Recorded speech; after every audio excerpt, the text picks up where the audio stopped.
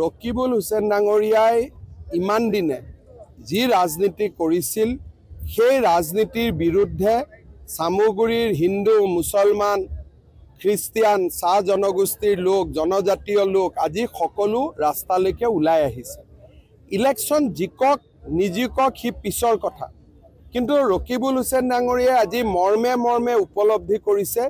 যে সামগুৰিত আজি গণদেৱতা গৰজি উঠিছে ইলেকশ্যনৰ কথা বেলেগ কিন্তু গণদেৱতা যে আজি গৰজি উঠিছে সেই কথা আজি অসমৰ ৰাইজেও দেখা পাইছে নিজেও তেওঁ অনুভৱ কৰিছে মই ভাবো যে ৰকিবুল হুছেইন ডাঙৰীয়া ইয়াৰ পিছতো ধুবুৰীত সংসদ হৈ থাকিব গণদেৱতাৰ লগত কেতিয়াও কাজিয়া পেচাল কৰিব নালাগে গণদেৱতাৰ ওচৰত আত্মসমৰ্পণ কৰিলে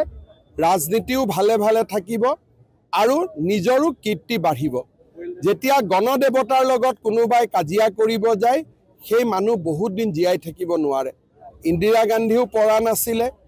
ডাঙৰ ডাঙৰ নেতা বৰগছ আহত গছ বাগৰি পৰে যেতিয়া গণদেৱতা গৰজি উঠে চিনিয়ে নাপাওঁ কোন পাপু যাদৱে আমি জানতে ভি নেই চক এটা কথা মই এইটো সামগুৰি বুলি কোৱা নাই কংগ্ৰেছ দলত কাক কোনে কেতিয়া টিকট দিব এইটো সন্তান গৰ্ভত থাকোঁতে ঠিক হৈ যায় যেতিয়া সন্তান গৰ্ভত থাকে এতিয়া দেৱব্ৰত শইকীয়াৰ অলৰেডি ডিসাইড হৈ আছে যে মোৰ লৰাই নাজিৰাত উঠিব সামগুৰিত হৈ গ'ল আৰু এই ইলেকশ্যনতে তানজিল হুছেইনে মনত ভাবিয়ে ল'লে যে অহা এমএলএ মোৰ লৰা হ'ব মাকৰ গৰ্ভত থাকোঁতেই তেওঁলোকে ঠিক কৰিলে যে মোৰ লৰা এমএলএ হ'ব আৰু সাধাৰণ মানুহবিলাকে আমুল গাখীৰ খাই বহি থাকে আৰক্ষীক ব্যৱহাৰ কৰিছে বুলি কৈছে বিজেপিয়ে আৰক্ষীটো মই উল্টাই হাক দিছোঁ দেখোন যে গণ্ডগোল কৰিব নালাগে যি কৰিব লাগে মেচিনতে কৰিব লাগে অৰ্থাৎ মেচিনত জোৰ কৰি ভোট দিব লাগে ধুবুৰীত তেতিয়াহ'লে ইলেকশ্যন ৰিজাল্টটো খেলি মেলি হৈছিল বুলি তেওঁক কৈ দিয়ক ধুবুৰীততো তেওঁ ইভিএমতে জিকিছে গতিকে তেওঁ নিজে কৈ দিয়ক যে 10 লাখ ভোট পোৱাটো কিবা ভুল হৈছিল বুলি হয়নে আমিতো তেওঁক সম্বৰ্ধনা জনালোঁ 10 লাখ ভোট পাওঁতে কিন্তু সেই 10 লাখ ভোটটো তেওঁ ইভিএমতহে পাইছে হয়নে নহয় গতিকে তেওঁ যদি ভাবে যে ইভিএমটো ভুল তেতিয়াহ'লে তেওঁ বেলটত আকৌ এবাৰ ধুবুৰীত ইলেকশ্যন উঠক এইবাৰ ধুবুৰীটো হাৰি যাব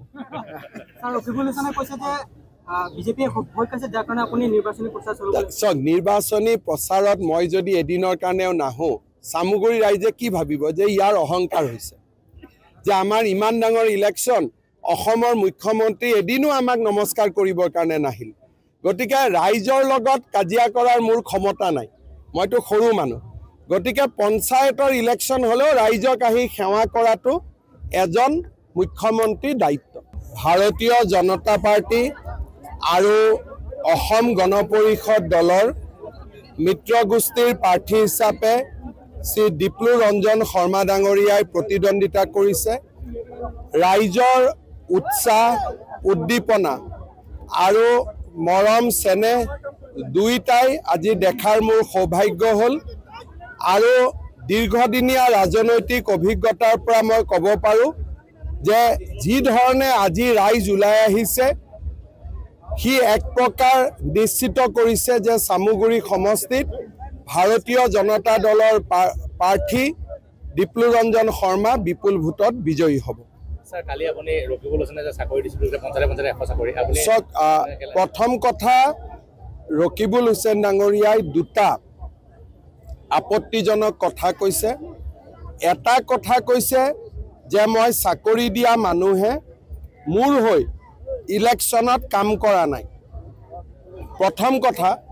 যে চৰকাৰী কৰ্মচাৰীয়ে ইলেকশ্যনত কাম কেনেকৈ কৰিব ধৰি ল'লোঁ ৰকিবুল হুছেইনে চাকৰি দিছে কিন্তু তেওঁ আজি অসম চৰকাৰৰ কৰ্মচাৰী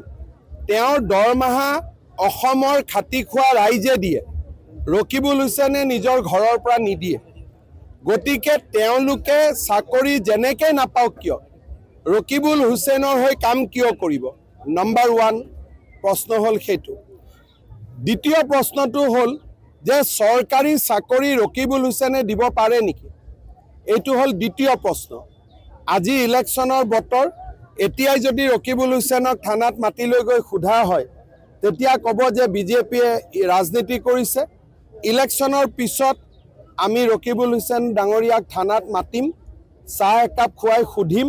যে এই গোটেই ঘটনাটোৰ আচল তথ্যখিনি আপুনি আমাক দিয়ক, যে আপুনি যিবিলাক কথা টিভিত ভিডিঅ'ত কৈ আছে এই কথাবিলাকৰ লক্ষ্যটো কি, এই কথাবিলাকৰ ভিতৰত থকা আচল ৰহস্যটো কি, সেইটো আমি জানিবৰ বাবে তেওঁৰ পৰা চেষ্টা কৰিম। ৰকিবুল হুছেইন ডাঙৰীয়াৰ মুখখন খুলিলে বিপদ হ'ব পাৰে, কাৰণ তেওঁ ডাঙৰ দীঘল মানুহ, গতিকে তেওঁ যদি গৰ্জন আৰম্ভ কৰে সৰু সুৰা মানুহে ভয় খাব পাৰে, কিন্তু মইনো আৰু মোৰো বয়স হৈ গ'ল, এতিয়া মই কিয় ভয় খাম। কিন্তু ৰকিবুল হুছেইন ডাঙৰীয়াই মুখ খুলিলে ডাঙৰ দীঘল মানুহ সৰু সৰু বাচ্চাইতো ভয় খাবই।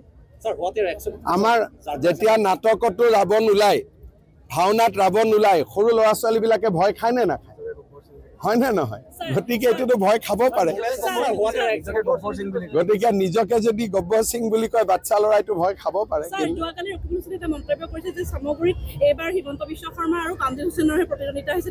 চাওক, মইতো আজি প্ৰথমবাৰৰ বাবে আহিছোঁ আৰু মই এতিয়া ঝাৰখণ্ডলৈকে গুচি যাম গধূলি 9টা বজাত। প্ৰতিদ্বন্দ্বিতা ডিপ্লুৰঞ্জন শৰ্মা আৰু কংগ্ৰেছ দলৰ প্ৰাৰ্থীৰ মাজত হ'ব। চামুগুৰি ৰাইজে ভোট দিব আৰু চামুগুৰি ৰাইজে উপযুক্ত বিচাৰ কৰিব।